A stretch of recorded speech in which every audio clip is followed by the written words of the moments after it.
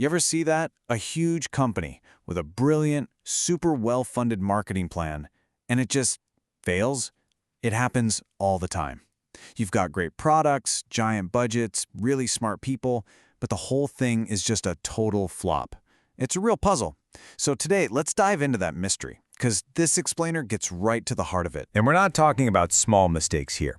The authors of our source material, Al Ries and Jack Trout, they point to giants like IBM and GM. I mean, these are companies with the absolute best and brightest who still made these massive marketing mistakes. And the problem wasn't bad execution. Nope. The entire strategy was just broken from the start. So that's the big question, isn't it?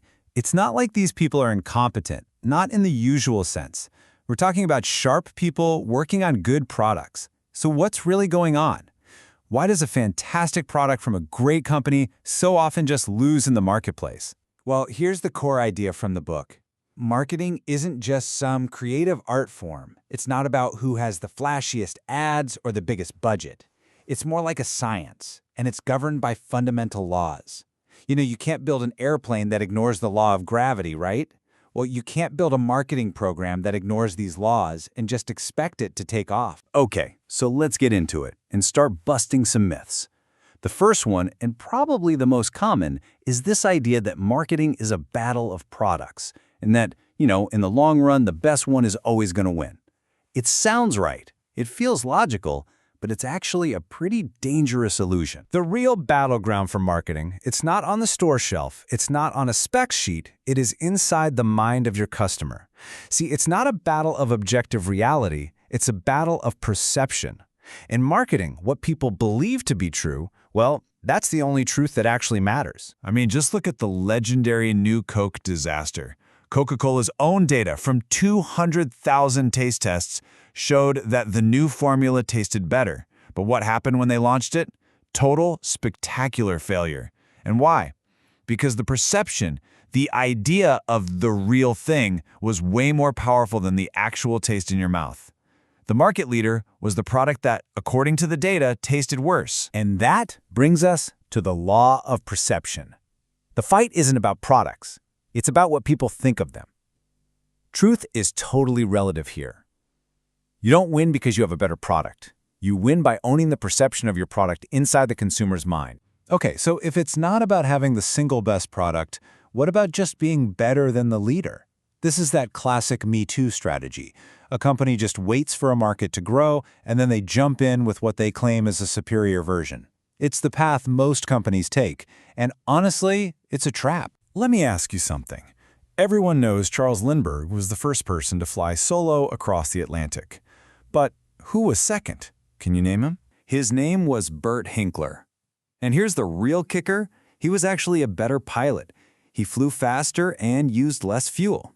And yet, nobody remembers him. Which just proves being better doesn't make you memorable. Being first in the mind is what does. This is the law of leadership.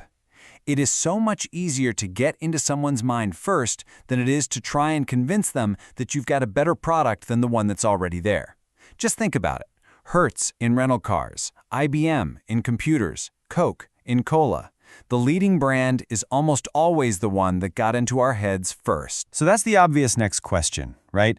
I mean, most of us aren't going to be first in a huge category. Are we all just doomed to be Burt Hinkler? No, not at all. There's another law for exactly this situation. The answer is the law of the category. If you can't be first in a category, you just set up a new one that you can be first in. Look at what Michelob did. Anheuser-Busch saw how well Heineken was doing as the first imported beer. But instead of making a copycat import, they created a whole new category, the first high-priced domestic beer. And they won. Big time. Or think about Amelia Earhart. Why is she so famous? Not because she was the third person to fly the Atlantic solo. No way. She's famous for being the first woman to do it. See, she didn't try to win the old race. She created a brand new one and became a legend. It's all about being first in a new way. All right, let's move on to our third and final myth for today. And this one is the most tempting of them all.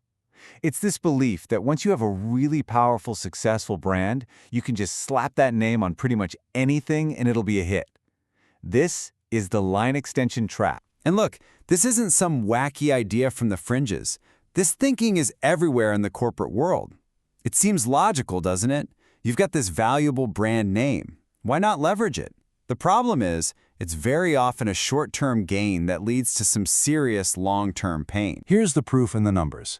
When Miller Lite was first introduced, it looked like a home run. But just look at what happened to the original brand, Miller High Life. Its sales completely cratered.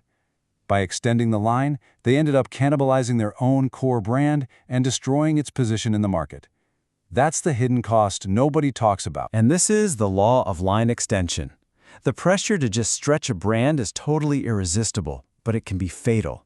It just dilutes what the name stands for in people's minds. I mean, seriously, would you buy A1 poultry sauce or Bic pantyhose? Of course not. A1 is steak sauce, Bic is disposable pens. End of story. So what's the fix? If you can't just stretch your brand name all over the place, what are you supposed to do? Well, the answer is one of the most powerful and, frankly, most counterintuitive ideas in all of marketing, the law of sacrifice. To get something, you have to be willing to give something else up. You might have to sacrifice your product line, just like Federal Express did when they focused only on overnight delivery until they literally owned that word. You might sacrifice your target market, like Pepsi did, focusing only on the new generation to go after Coke. Or you could sacrifice constant change, like White Castle has done for decades. You have to narrow your focus to win. Less really is more. So there you have it. We've just taken apart 3 of the biggest myths in marketing. The idea that the best product wins, that you just need to be a little bit better, and that a great brand can somehow do it all. So, let's just wrap all this up. The key takeaway, the big shift in thinking, is realizing where the real fight happens. It's not in a factory. It's not in a store. The real battleground is in the mind. Winning in marketing really means you have to be willing to go against conventional wisdom. You have to be willing to sacrifice, to narrow your focus when everyone else is expanding, and to create a whole new race instead of fighting a battle you know you can't win. You have to obey these laws, especially when they feel completely counterintuitive.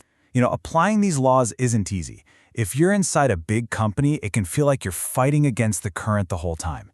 But the authors leave us with one final thought about the reward you get for having the courage to follow them. Success is the best revenge of all.